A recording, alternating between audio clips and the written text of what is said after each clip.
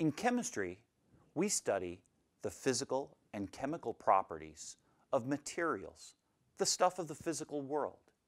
So it's important that we have a common vocabulary that we can use to talk about the different kinds of materials that we're going to encounter in this class.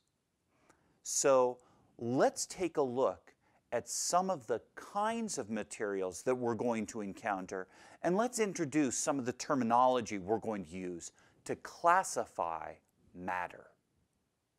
One of the ways that we characterize materials in chemistry is according to that material's phase or state. So we chemists talk about the state of matter.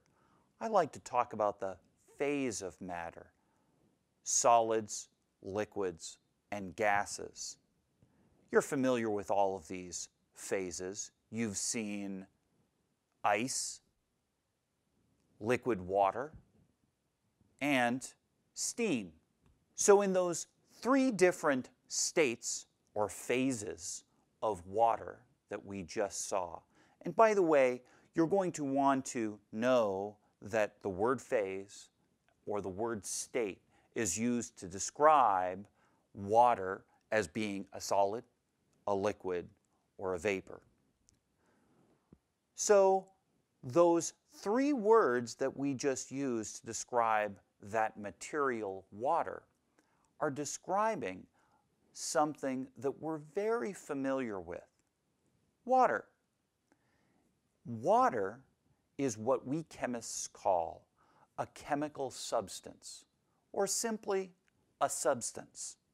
So you can see in that example, we can think about the phase or the state of water as a solid, a liquid, or a vapor. By the way, you should know those two terms, phase or state, as describing a particular material's solid, liquid, or vapor state. But that leads me to the next important part of classifying matter.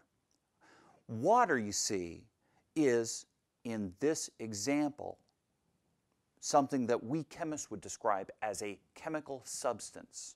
Now, there are two different kinds of things, materials, that we chemists refer to as chemical substances. Water is one of those. It's a chemical compound. Compounds, things like water, are made up of more than one chemical element in a fixed proportion. You're probably even aware that water has the chemical formula H2O, which means that the water molecule, all water molecules, consist of 2 atoms of hydrogen and 1 atom of oxygen. Each of those two things, hydrogen and oxygen, are special kinds of substances called chemical elements. Hey guys, this is Chris, your TA. Let's stop for a second and emphasize something. An element, which Dr. Brandstater just mentioned, is a substance composed of only one type of atom. We're going to see a lot of them soon. They're found on, of course, the periodic table, which lists them out.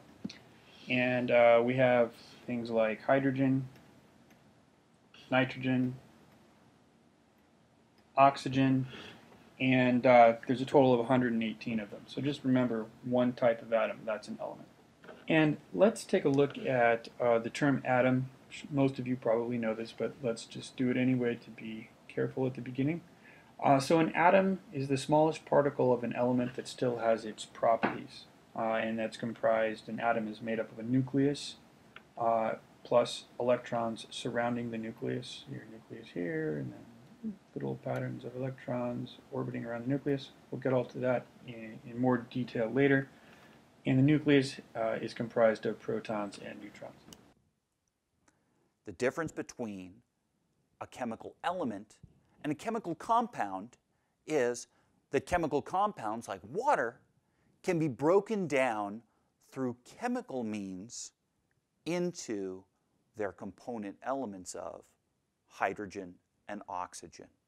So that's the difference between compounds and elements, which are the two kinds of pure substances that are part of this classification of materials scheme that you need to know. When materials contain more than one chemical substance, for example, sugar dissolved in water, we call those kinds of materials mixtures.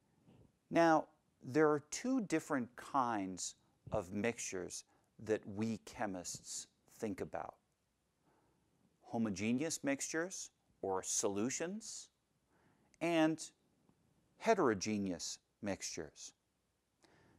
Now, take a look at this mixture of sugar and water. The sugar is completely dissolved. The resulting mixture is colorless and appears to be completely uniform in nature.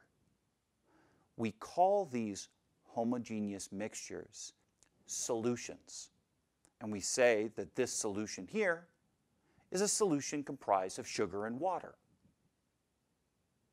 We also refer to solutions that are mixtures of water and something else aqueous solutions,